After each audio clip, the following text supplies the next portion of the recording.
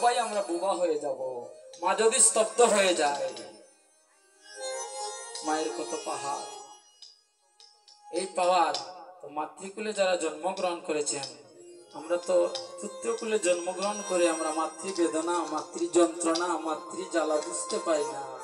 আমরা যদি মাতৃকুলে আমরা তো আমাদের জন্ম হতো তাহলে ঠিকই বুঝতে পারতাম। কারণ পিতামাতা আমাদেরকে অনেক লালন পালন করে কষ্ট করে 10 মাস 10 দিন মায়ের মাতৃগর্ভ সিন্ধু কারাগারে ছিলাম।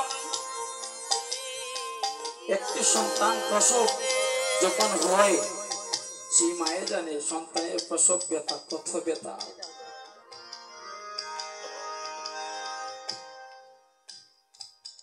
জ্ঞানীরা গুণীরা মনে মনে ভাবনা চিন্তা করে দেখলেন কি, আমাদের শরীরের হাড় আছে না বাবা, একটা হাড় ভাঙলে যতটুকু কষ্ট হয়, এইরকম শরীরের সমস্ত হাড় ভেঙে গেলে যতটুকু কষ্ট হয় ততটুকু কষ্ট হয় মায়ের প্রসব যাতনা। কিন্তু আমরা বুঝতে পারি না, পুত্রকুলে জন্মগ্রহণ করি। আজকে মাটির মায়েকে ভজনা করলে হবে না, ঘরের মধ্যে যে তোমার পিতা মাতা আছে সেই পিতা মাতাকে যদি ভজনা না করো যুবক বন্ধুগণ, কেন এই যে মাটির প্রতিমা আমরা কিনে আনলাম, মাটির প্রতিমা কিনে আনলাম, মজুরির টাকা দিয়ে দিলাম, কিন্তু সুন্দর গঠন করে দিল আমার পিতামাতা, তাদেরকে মূল্য আমাদের দিতে হবে না? কিন্তু একদিন তো মা চাইল না, বলে তোমাকে আমি লালন পালন করিয়েছি, তোমাকে আমি দুগ্ধ পান করিয়েছি, তোমাকে আমি আজকে এত বড় করলাম। রাধে রাধে, কি তাই লোক মায়েরা। আজকে এই যে মায়ের চরণে আসলাম আমরা সবাই, দেখবো আজকে মায়ের চরণে একটি বিন্দু জল দিতে পারি কিনা। যদি একটি বিন্দু জল মায়ের চরণে দিতে পারি, বহু নদীর পারে সেই জলে আমাদের উদ্ধার হয়ে যাবে।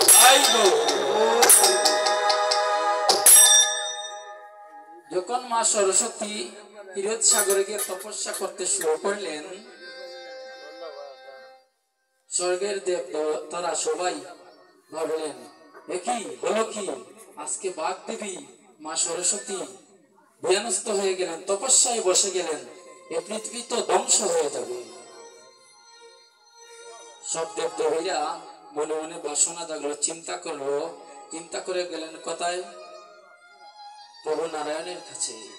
যে করলেন, প্রভু বাঘ দেবী সরস্বতী তিনি তো আজকে কি করছেন জানেন প্রভু? তিনি আজকে তপস্যায় বসে গিয়েছেন, তুমি উদ্ধার করো প্রভু, তুমি রক্ষা করো। স্বয়ং নারায়ণ তখন মনে মনে ভাবলেন, ক্ষীরোদ সাগরে উপস্থিত হলেন, উপস্থিত হয়ে বললেন, সরস্বতী আমি তোমার তপস্যায় সন্তুষ্ট। কিন্তু সরস্বতী তো ধ্যান ভঙ্গ করতে পারছেন না। তখন কি করলেন? নারায়ণ শঙ্খনাদ ধ্বনি করলেন। যখন শঙ্খনাদ ধ্বনি করলেন, হরিবল একবার অনুধ্বনি করুন, নিতাই গৌর হরিবল। স্বয়ং নারায়ণ শঙ্খনাদ ধ্বনি করছে, সেই ধ্বনি শুনে মা সরস্বতীর তপস্যা ভঙ্গ হয়ে গেল। সেই মা তপস্যা যখন ভঙ্গ হলো, দেখতে পেলেন নারায়ণ, প্রভু নারায়ণকে প্রণাম জানালেন, বললেন, সরস্বতী আমি তোমার তপস্যায় সন্তুষ্ট, তুমি কি বর চাও আমাকে বলো। বললেন, প্রভু আমার মধ্যে মনে বড় বাসনা, শ্রীমতী রাধারানী আপনার সৌভাগ্য প্রেম লাভ করলো, প্রতিদিন অমৃত পান করে আমিও যদি শ্রীমতী রাধারানীর মতো অমৃত পান করতে পারতাম, প্রভু আমার দেবকুল ধন্য হয়ে যেত।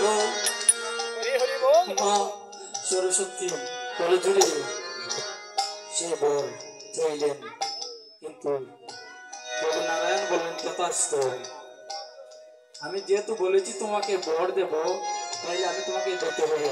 তবে জানো, শুনো সরস্বতী, তুমি সরস্বতী রূপে আমার অদরামৃত জল পান করতে পারবে না। আগত কলিযুগে আমি কৃষ্ণ হয়ে যখন যাব, কৃষ্ণ অবতার হয়ে যখন যাব, তখন জানো সরস্বতী, তুমি হবে আমার বাহাতের বাসী, তুমি বেণু বৃক্ষ রূপে জন্ম নিবে। তুমি বেনুভক্তের রূপে জন্মে নিবে আর সেই বেনু তুলে আমার হাতের বাঁশি বানাবো সরস্বতী। কিন্তু জানো সরস্বতী, তুমি তো বলছো আমার অধরামৃত প্রাণ করবে। আমি একদিন গিয়েছিলাম চন্দ্রাবলীর কুঞ্জে। চন্দ্রাবলীর কুঞ্জে যাওয়ার পর কি হলো জানো? শ্রীমতী রাধারানী এমন ভাবে অভিমান করেছিলেন, সেই অভিমান ভাঙাতে গিয়ে যে আমার কত কষ্ট হয়েছে সরস্বতী জানো? তাহলে আগত কলিযুগে তুমি তবে বেনুবৃক্ষ, আর বেনুবৃক্ষ থেকে তোমার বেনুবুককে দিয়ে আমি হাতে আমার মুরলি বাজাবো। তখন সদা সর্বদা তুমি আমার পাশে থাকবে, কেউ বুঝতেও পারবে না। দেখবেন বাবারা মায়েরা, বাঁশির শুনে আমাদের মনটা কিন্তু বেকুল হয়ে যায়। যে কোনো মানুষের বাঁশির শুনে, সেই বাঁশির মধ্যে স্বয়ং মা সরস্বতী। সেই বাঁশির সুরে পৃথিবীর প্রতিটি মানুষ মুগ্ধকর হয়ে যায়। তখন বললেন, প্রভু নারায়ণ বললেন, জানো সরস্বতী, আমি তোমাকে আশীর্বাদ করলাম, তুমি বাঁশি হয়ে আমার হস্তে থাকিবে। আর যখন আমি বংশীধ্বনি করব, এই বংশীধ্বনি শুনে স্বর্গমত্ত পাতাল সবাই মনোমুগ্ধকর হয়ে যাবে। তাই গৌর হরি বল। দেখুন মা সরস্বতী কিন্তু একদিনও অনেক বড় ভক্ত ছিলেন ভগবান শ্রীকৃষ্ণের। তাই আমরা যদি আমরা এক মন এক চিত্তে যদি গোবিন্দের চরণে পুষ্প জল অর্জন করতে পারি, তাহলে আমাদের আর কোন দেবদেবতার ভজন করতে হয় না। কিন্তু আমরা তো পারি না। মানুষ জীবিতা মানুষ বলিব কারে, মানুষ হইয়া মানুষ বজিব মানুষ বলিব তারে। কিন্তু আমরা তো পারলাম না, আমরা তো মানুষ হতে পারলাম না। এক যে মানুষ এসেছিল নদিয়া শান্তিপুরে, সেই মানুষের গুণের তরে কত মানুষ গেল তরে। সেই মানুষের সঙ্গ যদি আমরা ধরতে পারতাম, তাহলে আমাদের এই মানব কুল ধন্য হয়ে যেত। সেই মানুষ আসে নদিয়ার দাঁড়িয়ে দাঁড়িয়ে এসে সবাইকে বলতে, একবার হরি বলো, দুটি বাহু তুলে বলছে। আমরা আজকে গৌর গৌর বলে কাঁদলাম। আমাদের জনম শাস্ত্রে বললেন কি, জলজাল অবলক্ষণী স্থাবরা বিংশতি হিমিয়া রুদ্র সংকট পক্ষিণম 10 লক্ষম 30 লক্ষ পশু মানুষ আমরা যে আজকে মানব কুলে জনম হলো, আমরা 84 লক্ষ জনি ভ্রমণ করিতে করিতে করিতে আজকে মানব কুলে জনম পেলাম।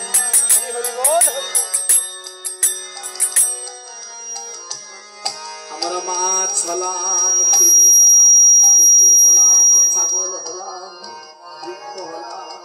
এইভাবে ক্রমান্বয়ে সর্বশেষ জন্ম ছিল আমাদের মানব জন্ম। আজকে শুনুন মায়েরা, যে মানব জন্ম মানুষ কীর্তনে আসি কেন? কীর্তন শব্দের অর্থ কি? শাস্ত্রে বললেন কি, আমরা তীর্থস্থানে গিয়ে স্নান করি না মায়েরা? তীর্থস্থানে গিয়ে স্নান করলে যে ফল হয়, শ্রীবাস অঙ্গনে আসলে, শ্রীবাস অঙ্গন কোনটা? যেখানে তো কৃষ্ণ কথা হয়, গৌর কথা হয়, ভক্তগণের সঙ্গে ভক্তগণ আলিঙ্গন করে, ভক্তবৃন্দের প্রদোদুলা ধারণ করে। ভক্ত ভগবান কথায়, ভগবান কি মন্দিরে বসে আছেন?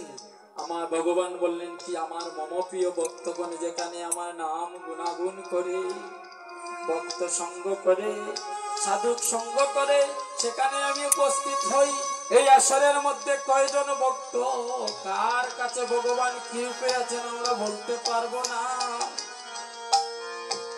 দেখতে গেলে যে স্থান পূর্ণতা লাভ হয়, শ্রীবাস অঙ্গনে আসে বসা মাত্র সেই তীর্থের সমান ফল হয়ে যায়। তাই গৌর হরি বল। আমার মুখের কথা নয়, শাস্ত্রের কথা বলছি। আমরা তো এখন যে ডিজিটাল যুগ, ঘরে বসে কীর্তন দেখতে পারতাম, দেখিও প্রায়েরা, কিন্তু ভক্ত সঙ্গত হয় না। শ্রীবাস ভবনে আসা মাত্রই যদি কোনো সৌভাগ্য ভক্তের দর্শন পায়, ভক্তের সাথে ভক্তের পরশে কিন্তু আমাদের মনের মলিনতা দূর হয়ে যায়। আমরা তো বলতে পারি না কার মধ্যে ভগবান আছেন, কার মধ্যে ভগবান নেই। ভগবান যে কোনো সময় যে কোনো মুহূর্তে ভক্তের ডাকে পৃথিবীর এ প্রান্ত থেকে সে প্রান্তে চলে আসে। ভগবান বললেন কি, আমি ভক্তের দুটি জিনিস কখনো সহ্য করতে পারি না। যদি কোনো ভক্ত আমাকে অশ্রু জলে নয়ন জলে বুক বাসিয়ে একটি বিন্দু তুলসী পত্র আর একটি বিন্দু জল দিয়ে আমাকে আপ্যায়ন করে, আমি তার প্রেমের ডাকে বিভোর হয়ে আমি তার ডাকে সাড়া দিই। আবার বললেন কি, যদি কোনো ভক্ত অহংকার করে তাকেও আমি নাশ করে দিই। এই যে আমরা বললাম না কিছুক্ষণ আগে, গুরু ব্রহ্মা গুরু বিষ্ণু গুরুদেব মহেশ্বর গুরু হে পরম ব্রহ্ম তস্मै শ্রী গুরুদেব। গুরু ব্রহ্মরূপে আমাদেরকে কিছু দান করলেন। কি দান করলেন? গুরু ব্রহ্মা ব্রহ্মরূপে আমাদেরকে পালন করলেন, দান করলেন, আমাদের মধ্যে বীজ মন্ত্র দিলেন, বললেন বৎস প্রতিদিন এটি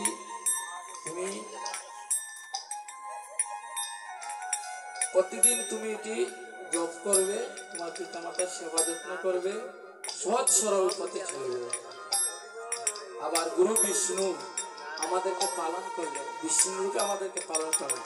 গুরু ব্রহ্মা গুরু বিষ্ণু গুরুদেব মহেশ্বর, মহেশ্বর রূপে আপনাদের আমার সবার উপরে যা বিপদ আপদ আসে, এই মহেশ্বর রূপে গুরুদেব সবকিছু হরণ করে ধ্বংস করে দিন। তাই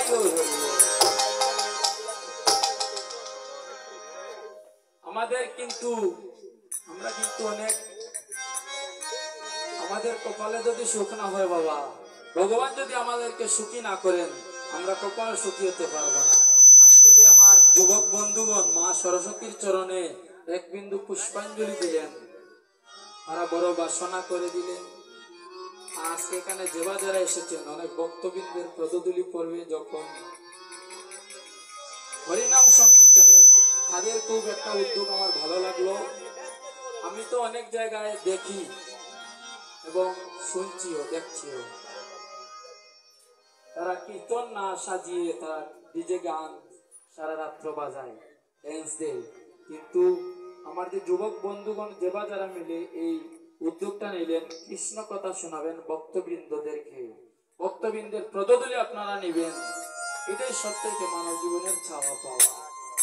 এর চাইতে আমি মনে করি উত্তম কাজ কোনো কিছুই হতে পারে না। ভক্তবৃন্দের চরণধূলি নিবেন, পিতামাতার প্রতি সেবা যত্ন করবেন, এতেই মানব জনম ছড়িয়ে যাবে। কিন্তু মনে করবেন আমরা যে যেমন কর্ম করব, সেই কর্ম অনুযায়ী আমাদের আবার এই ধরাধামে আসতে হবে। আজকে আমি অন্ধকার রাত্রে কি করছি কেউ দেখছে না, দুইজন মিলে একটা কাজ করে ফেললাম, কিন্তু না, একজন অনাদিরাদি গোবিন্দ সর্বকারণেরও কারণ, তিনি আমাদেরকে যখন এই পৃথিবীতে পাঠিয়ে দিয়েছেন তখন থেকে আমাদের পিছনে একজন সাংবাদিক পাঠিয়ে দিলেন। তুমি কি করো, কোথায় যাচ্ছ, কি করছো না করছো, সবকিছু আমাদের জীবনের সমস্ত রেকর্ড, সমস্ত দলিল লিপিবদ্ধ হচ্ছে। এই যে গুরুদেব আমাদেরকে বীজ মন্ত্র দিলেন, গুরুদেবের কত পাওয়ার বাবা। গুরুদেবের একটা গান মনে পড়ে গেল,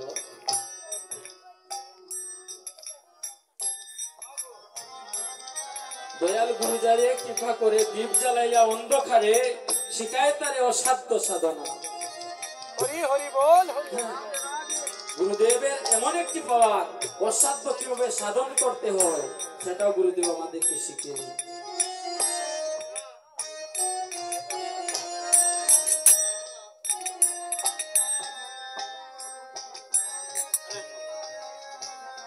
গুরুদেব দাদা এসেছেন, আমি অনেক সৌভাগ্য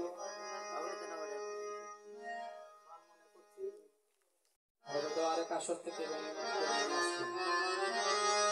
ও কৃষ্ণ বিমুখ